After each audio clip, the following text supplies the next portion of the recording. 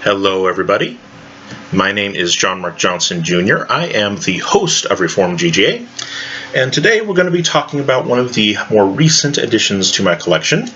This is a Beretta CX4 Storm Rifle in 9mm, and I have it topped off by a primary arms red dot. They call it their MD-25.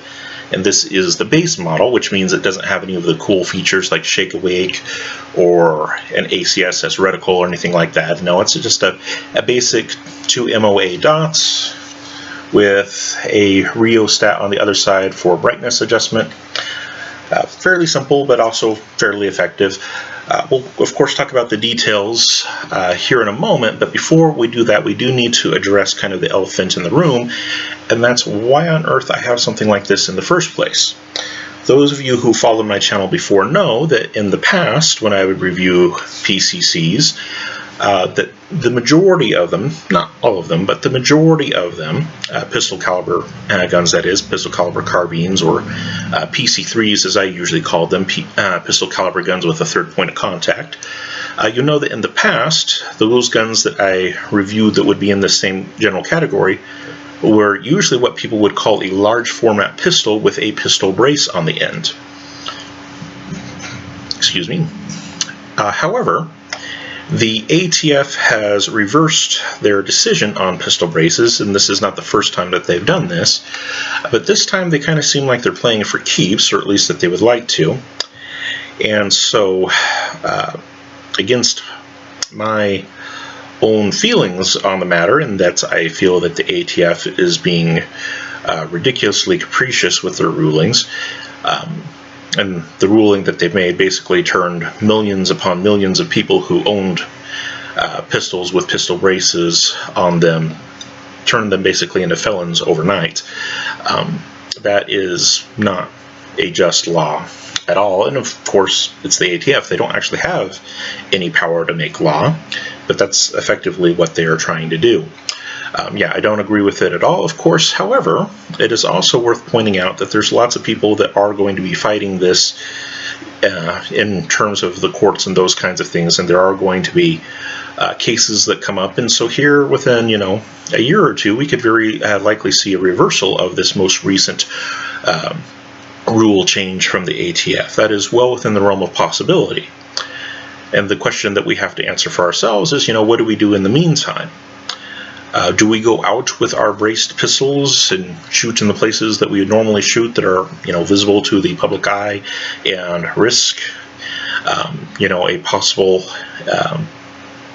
event that would lead us to getting into a court battle with the ATF? Or do we pick and choose our battles? Like I said, we support the groups that are, already bringing lawsuits against the ATF, and they're going to be going through court battles of their own. Do we support them and play it safe on our side? Do we do things that would risk kind of having to join that fight in a very immediate sense, we'll say?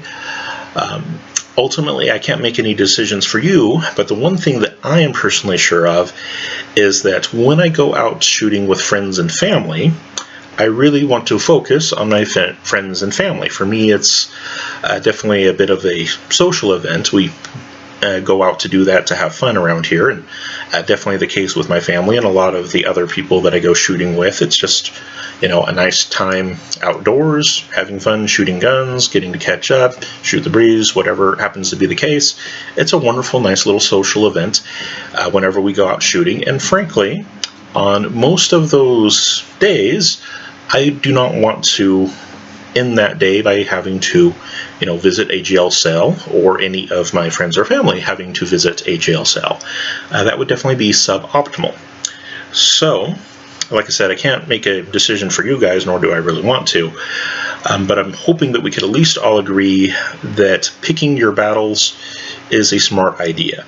And that is what this gun allows me to do. This gun is in perfect compliance with the ATF's new rule on pistol braces, as far as I can tell, and that is because this is legally accepted as being a rifle in America. That is, It has a barrel that is at least 16 inches long. This one happens to be 16.6, so a little bit longer than it actually needs to be, legally speaking.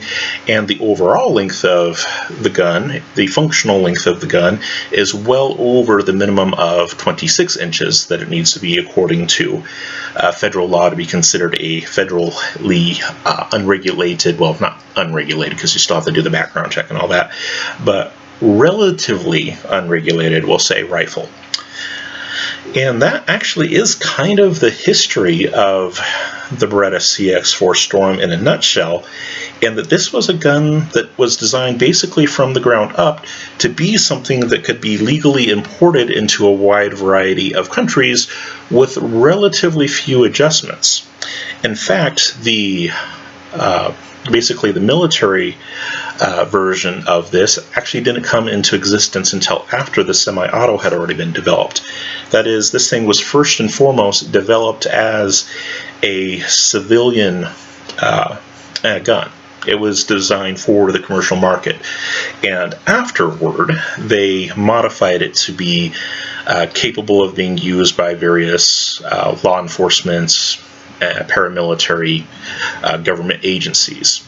And that particular variant, basically the government-only version, is a select fire weapon, and it is a little bit shorter barrel. It's like 12 point some odd inches long, and of course it is select fire, which means it has the fun giggle switch that us poor plebeian civilians are not allowed to have. But like I said, basically the civilian version of it came first, and most of the ones that you're going to see around were basically guns that were designed for the civilian commercial market, and all of the ones around the world are pretty similar. The only real change that you'll see is usually the barrel length. In the American market, they use a 16.6 inch barrel. In other markets, they have used basically around a 19 inch barrel. It's usually like 19 point something. So sometimes it gets called a 20 inch barrel because it's pretty close to being 20 inches, but technically not quite there. And that one was common in Canada for quite a while, although recently the CX4 was banned by name in Canada, and so they're not allowed to have it anymore. But there for a while, they could have it as long as it had that longer barrel on it. Russia, I believe, also bought some of these. It is, of course, used in Italy by the Italian government agencies, because, I mean, it's a Beretta, it's from Italy, they're from Italy, I mean, that kind of makes sense. And so far, as far as government agencies, I think the biggest user of these in their military version, not the civilian version, but the military version, I believe right now is the Indian Border Security Force, if I understand that correctly. I think they have like 68,000 of the select fire capable ones with a little bit shorter barrel on them. Excuse me. For those of you who don't know, I have some digestive issues that I've been dealing with for quite a while now, and it's moderated by medicine, but occasionally things kind of gurgle and pop up and whatnot, so forgive me for that. But yeah, historically, this gun was designed to meet the demands that various countries had of their civilian legal weapons, with relatively few modifications, usually just a barrel length issue. In the commercial market versions, they didn't make them select fire, and then you would also occasionally see other changes. I'm trying to remember. Oh yeah, the other major change, of course, would be magazine capacity. Some places it would be limited to like 5 or 10 rounds, and so they had to make different magazines to work with that. So very much so designed to be a civilian gun from the ground up. And that is also part of the reason why this gun does get kind of, I won't necessarily say that it's hated per se, but that a lot of people are just not as enthused about it, because this is the, I'm going to play nicely with the government version of a 9mm PCC, and that doesn't set very well with a lot of people. But the fact that they did play nicely with the various governments involved does mean that it is actually a true import rifle. those of you who know a little bit something about importation of guns, especially into America, know that there are a lot of semi-autos in particular that are on the American market that have to go through a lot of changes from how they're imported to how they finally meet the American consumer. There are some of them that basically have to be cut up before they're imported into the country, and then they're basically rebuilt on this side. That's something that happens with a lot of the Zastava guns, a lot of the AKs in general. A lot of them come in as kind of decommissioned parts kits, more or less, and there's a few parts that have to be added on our side for this thing called 922R compliance, and it gets kind of involved. But yeah, a lot of the import semi-autos that are on the market basically have to get destroyed in order to come in, and then they get built back up. That's pretty common. And the reason why they have to go through that hoopla a lot of times, either that or they'll be imported as a pistol, and it used to be the case that you could import it as a pistol, put a pistol brace on it, and then have something that would appeal to the American market. And of course, the ATF put the kibosh on that, basically.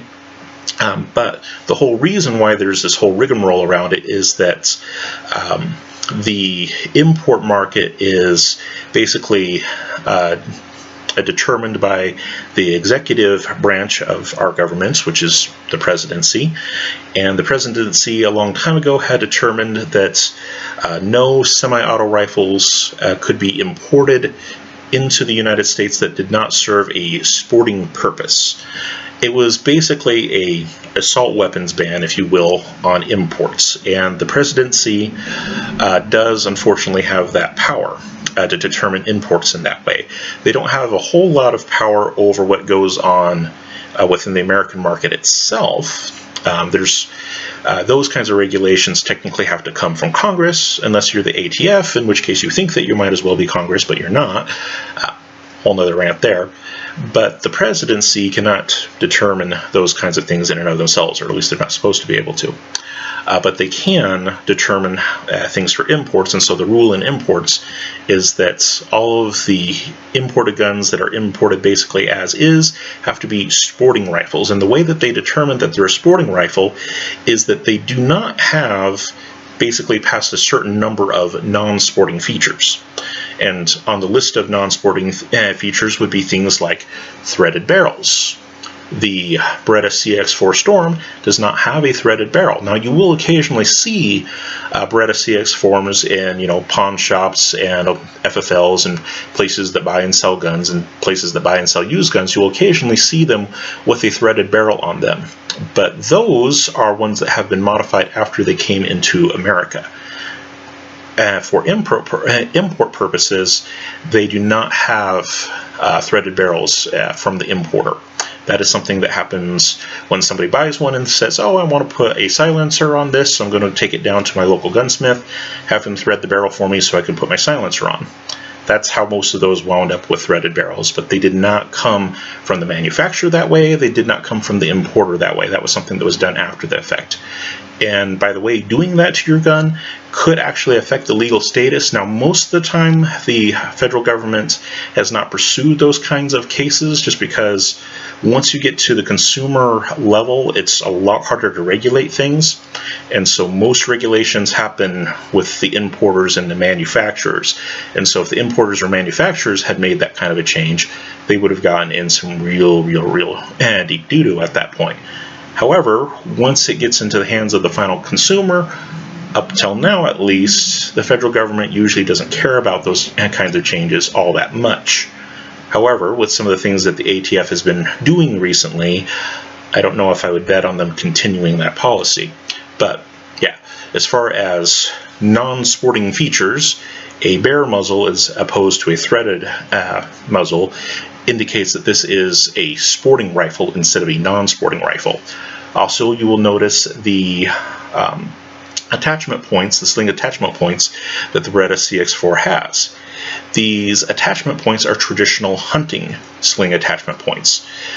They are not QD mounts, they are not strap mounts, although it does have a couple of strap mounts at the end, but it also includes these very obviously typical style hunting mounts as well. And so that indicates that this is indeed a sporting rifle and not a nasty assault weapon. In addition to that, you will notice that the stock is a fixed stock that does not fold, nor does it telescope, because those features are features that assault rifles have. And so that you know this is a sporting rifle and not an assault rifle, the stock neither collapses nor folds. That makes you safer, according to the ATF. Additionally, you'll notice that it does not have a pistol grip. It might appear as though it has one, but it actually does not. Instead, what it has is a thumb hole stock.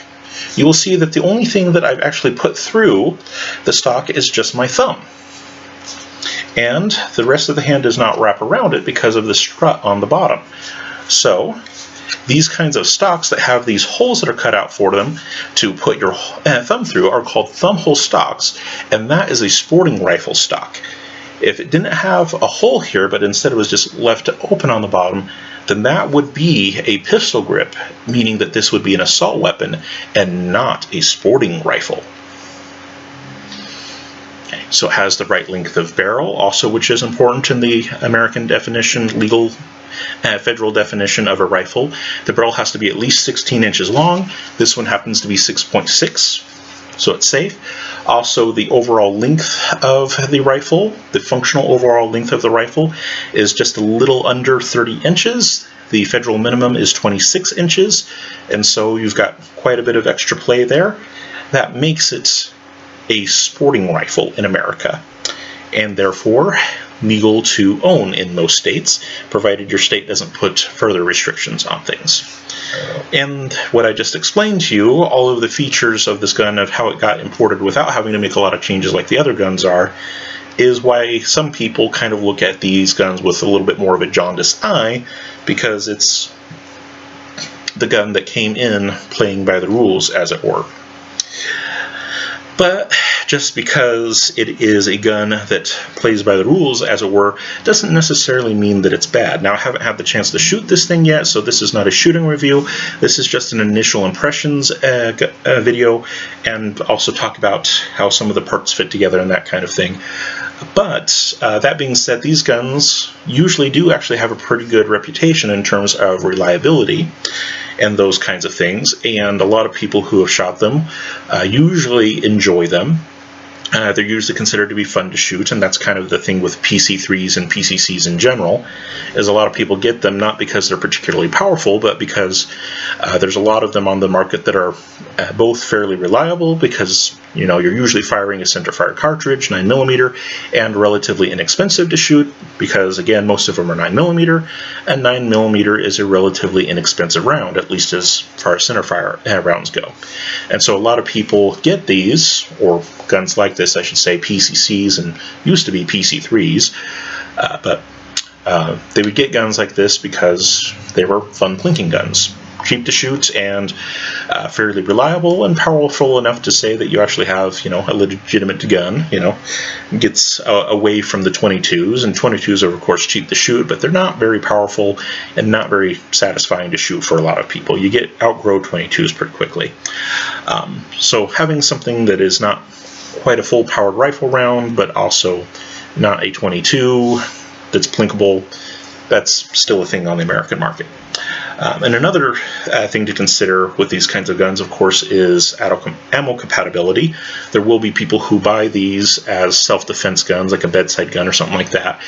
And of course, because they're 9mm, they take the same ammo as your 9mm pistol does, and so you don't have to worry about sourcing two different kinds of ammunition.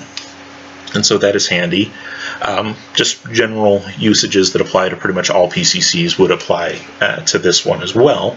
Like I said, it's just the kind of the FUD version of a semi-auto PCC. Alright, so we've harped on Beretta for playing nicely by the rules enough. Let's go ahead and just kind of walk through the features. We'll start at the end and work down. We already mentioned that the barrel is not threaded, so that it can be a sporting rifle instead of an assault weapon. But that doesn't mean that this barrel is completely featureless. There is one very important feature that it does have, and that is that it is a chrome lined barrel. You don't usually see that on most PCCs. The reason why Beretta did that is because they were trying to bolster its place in the market by making the gun have better longevity than a lot of the other PCCs do.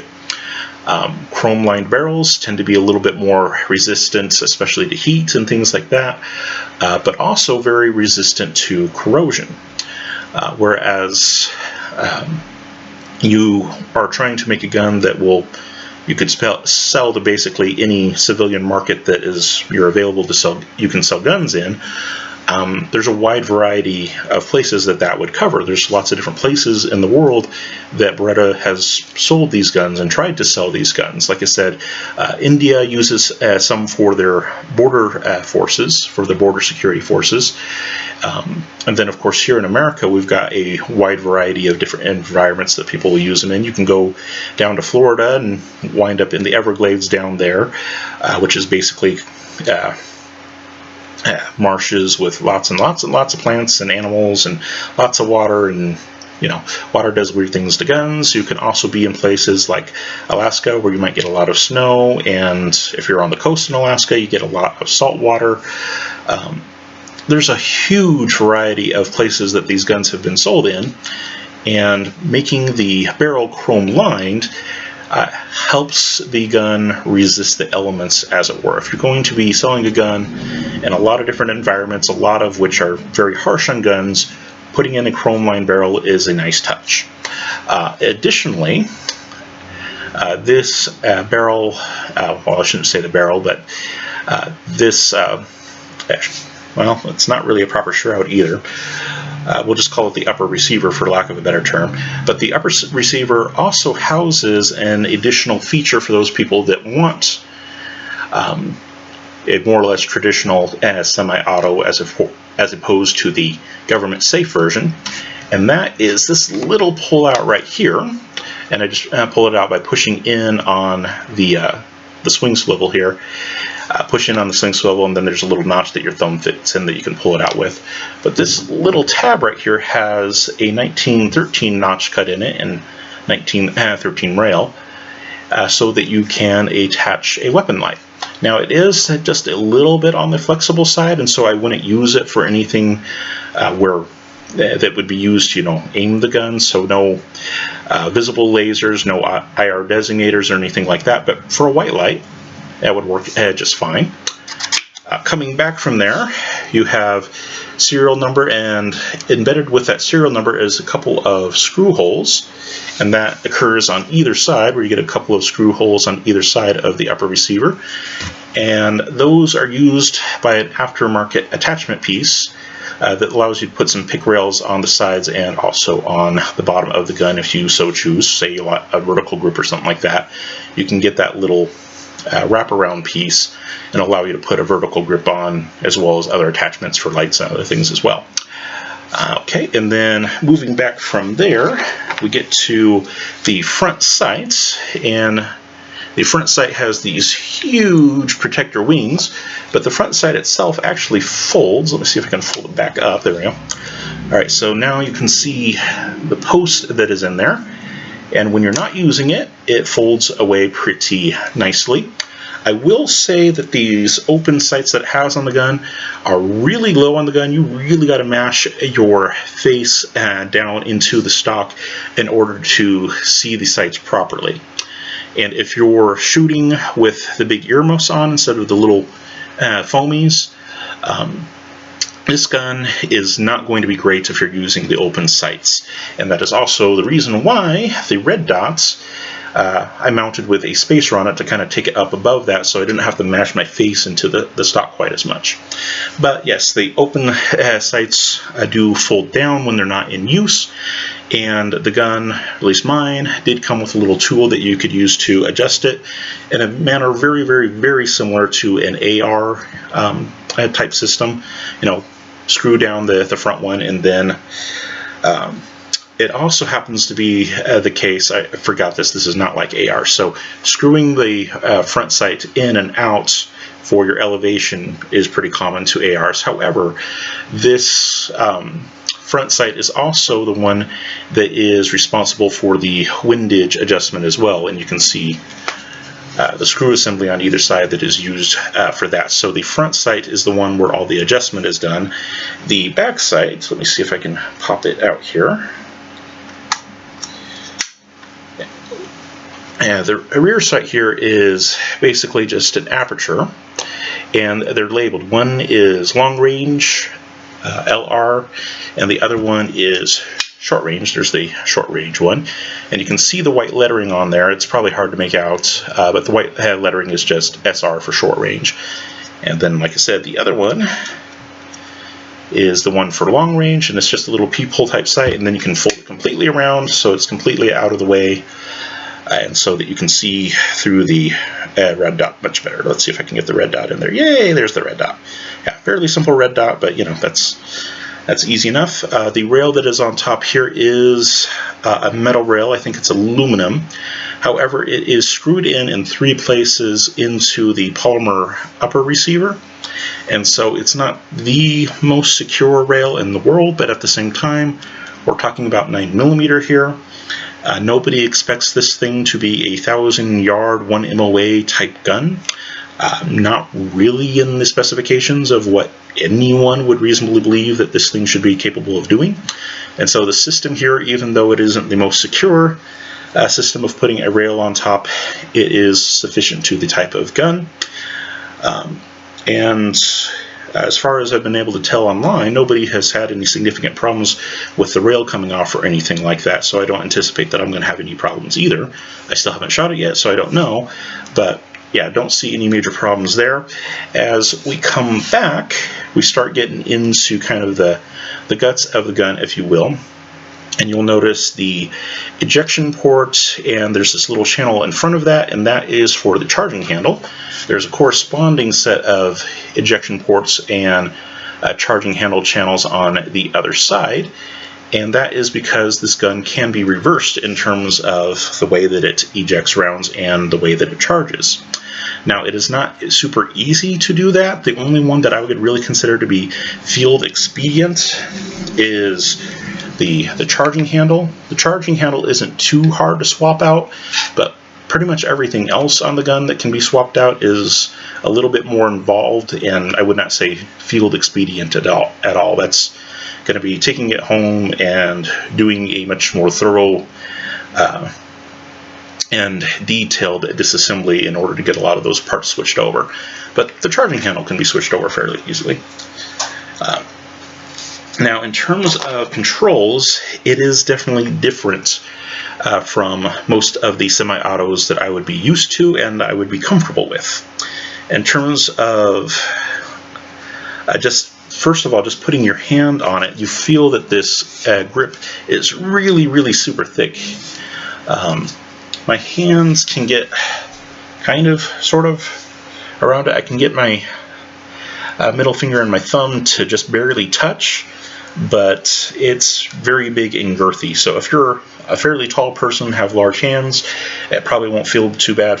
But for me, I'm a little bit on the smaller side. I usually use size medium gloves, and for me, that is just a little bit too girthy to be comfortable. Also, there is a little memory tab up at the top for your index finger so that you can keep your index finger straight while not shooting.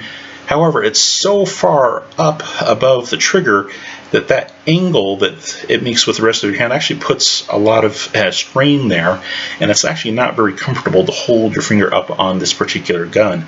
Then having that little tab that you can rest your finger on is kind of a necessity, because if you're just putting it there without anything to rest it on, you'd fatigue pretty quickly and want to drop your trigger finger.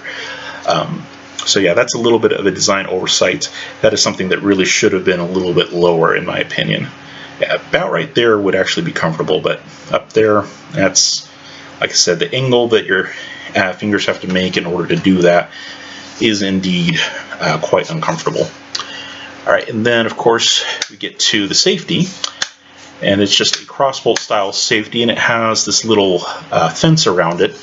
The early CX4s did not have that. This was a later change that was made because evidently people were bumping the safety a little bit too easily. but that also makes getting to the safety just a little bit harder because you have to reach around that fence to get it. And when this gun came out of the box, the safety was actually really tough to move. It wasn't impossible, but it was not convenient at all.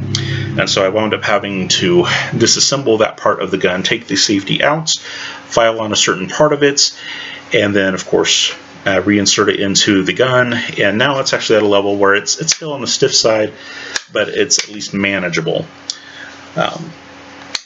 So yeah, that is something to be on the lookout. Now this gun I did get for a little bit of a discount. I'll go ahead and mention that now.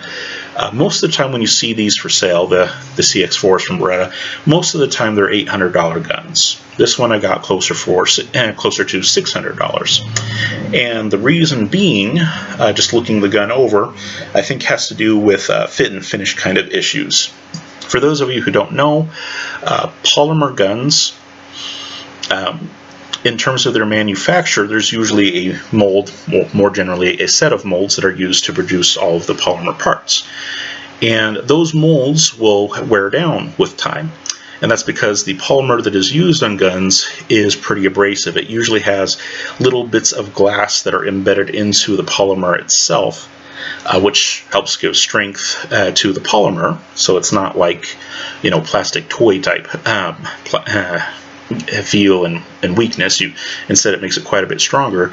But the problem is that those little bits of glass that are in the polymer that make it stronger are also fairly abrasive, and they wind up ruining the molds. You go through, a few hundred, few thousand, maybe a few 100,000 cycles, and those molds are going to be pretty well trashed. And so companies have to remake their molds from time to time.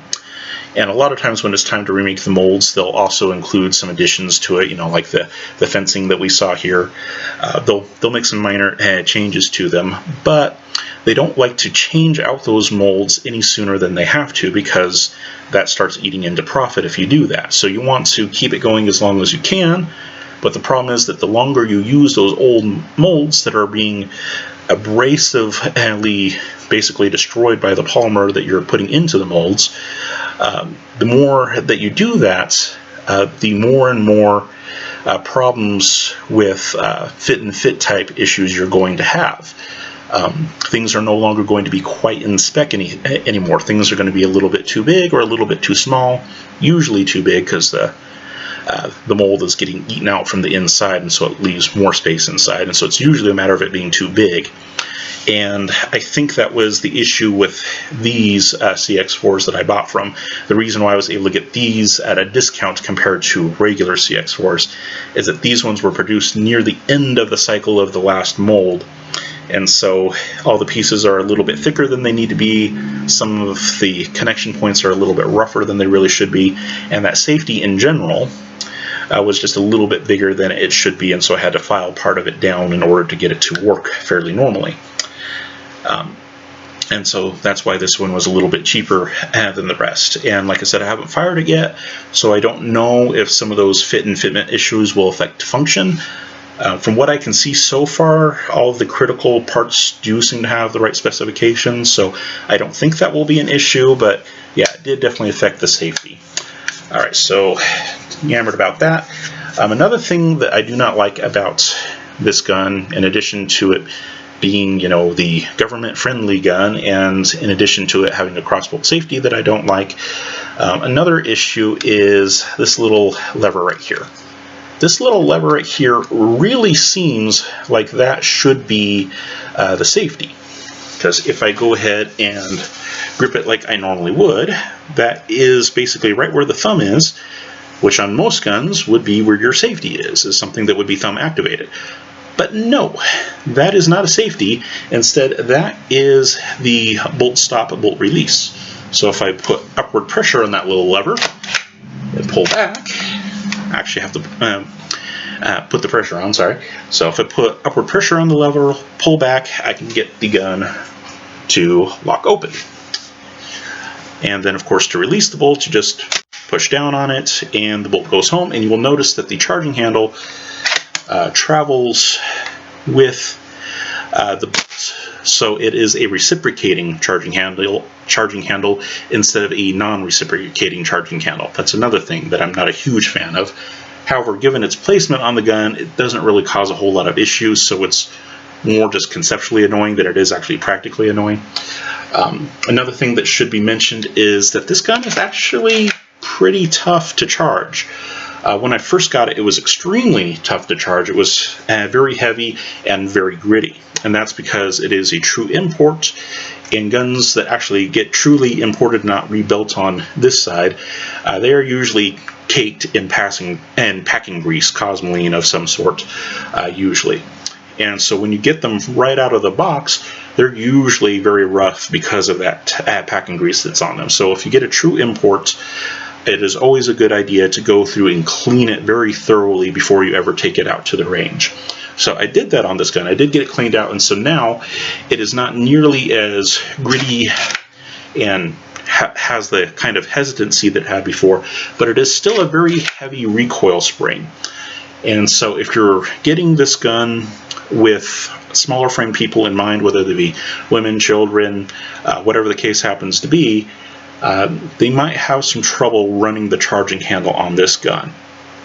It's very heavy, and it's also a fairly short action, and the problem with that is that you really have to yank on it to get it to move, but it stops fairly short, and you're still trying to move past that, and it's kind of jarring to the hand when you do that.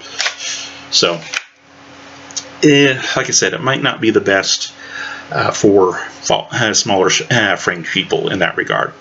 Now, the magwell really looks quite impressive. It looks like it's nice and widely flared, but it actually isn't. It's made oversized so that they can put different inserts in there.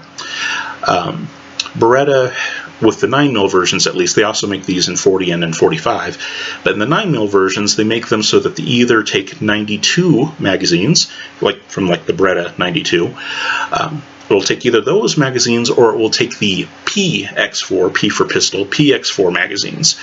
And the way that you convert from one to the other is by getting up in here and taking out the magazine that is insert that is there. So it looks like it's nice and flared, but it's not really nice and flared. Instead, it's just oversized so that you can put take in and out the different inserts. But we'll go ahead and put in a magazine. This is the magazine it came with. Like I said, this was kind of the discount version because some of the parts weren't quite in spec, and so it only came with one magazine. And this is a 20-round magazine. They also make 15 rounders and 30 rounders, and have some of each. But yeah, and this one just has a dummy round in it that you should be able to see in there. And the reason why I'm putting a demo round into the gun is because Beretta suggests that you do not dry fire this rifle. You need some kind of a dummy round, some kind of a snap cap in there when you do that. And that's actually a good policy for pretty much all PCCs or PC3s, because their firing pin is usually a spring-loaded firing pin, and spring-loaded firing pins can suffer from what is sometimes referred to as work hardening. That is, repeated stress in two different directions will wind up aligning the metal. I wouldn't say the molecules in the metal, because most metals don't have true molecules, but the atoms themselves, through that repeated motion, will wind up getting aligned. That will get harder because everything's now matching up, and so you get more hardness from that. But along with hardness also comes brittleness.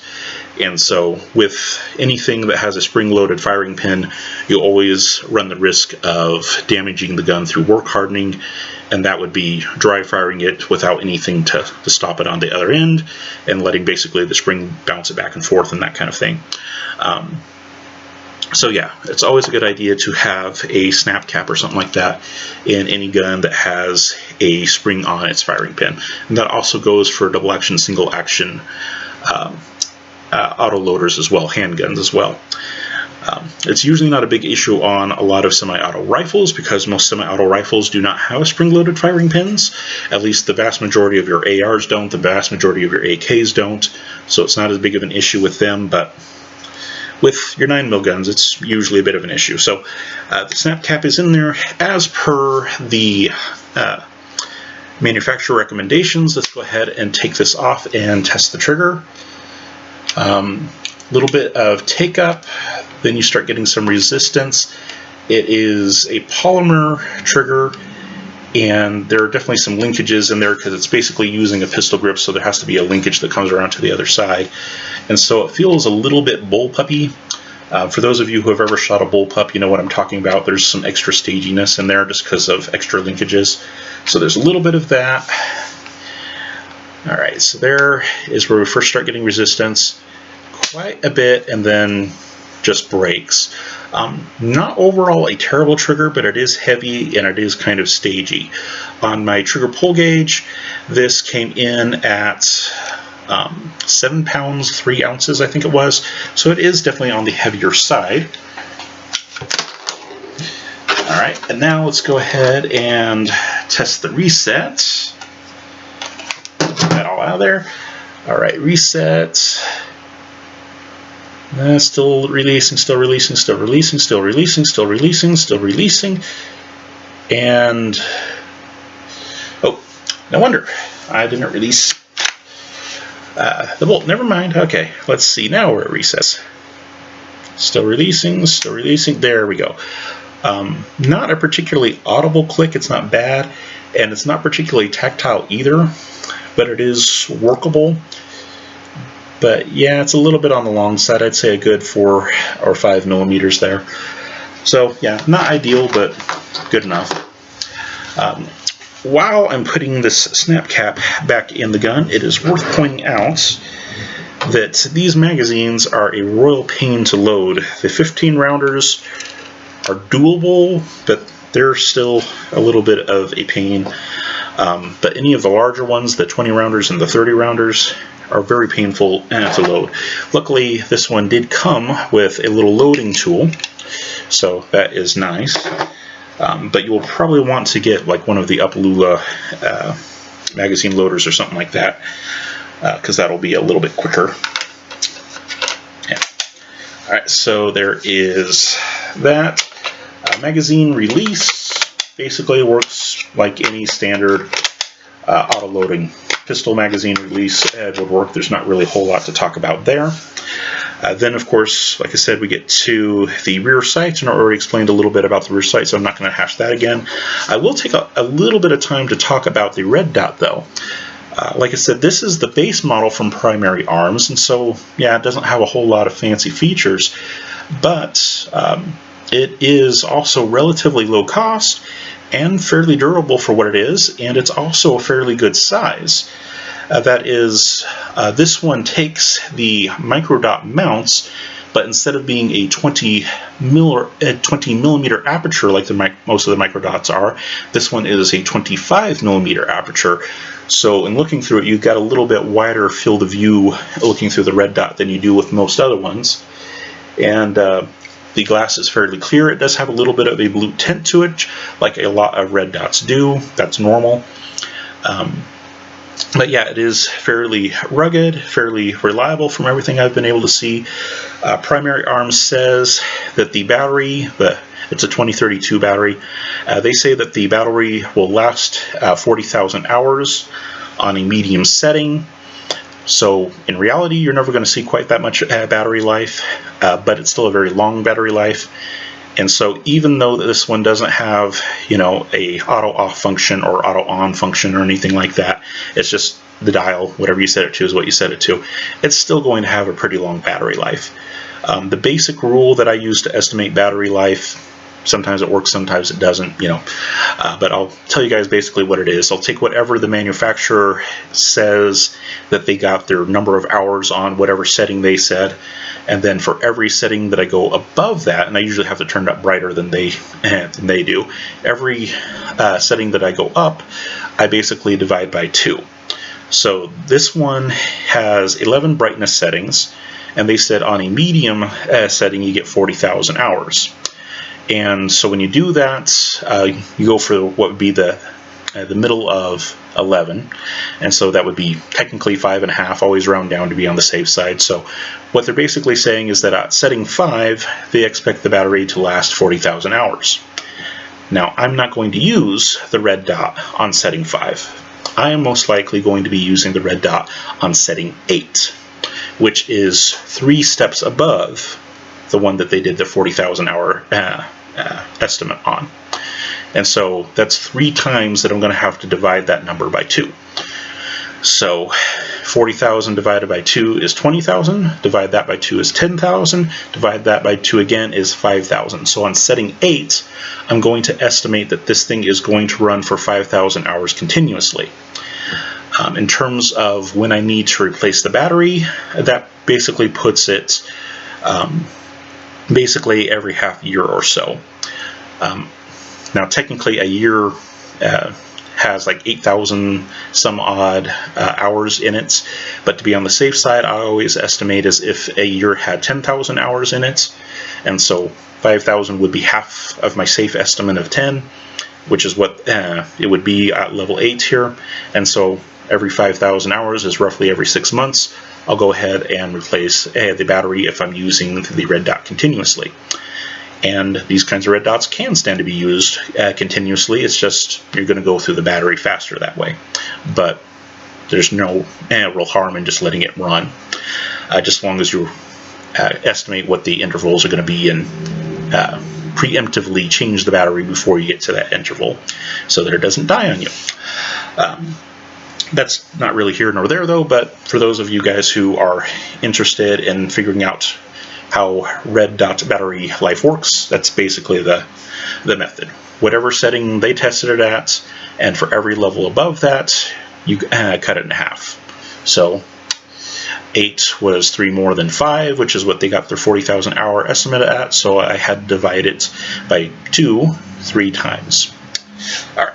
So that is that, and then once you get past that part of the gun, it gets pretty boring from there. It's basically more or less a standard stock, and of course it's a thumb hole stock, so it has this giant strut down there. It does kind of get in the way of the hand just a little bit because that strut is there, but overall it's fairly basic and straightforward.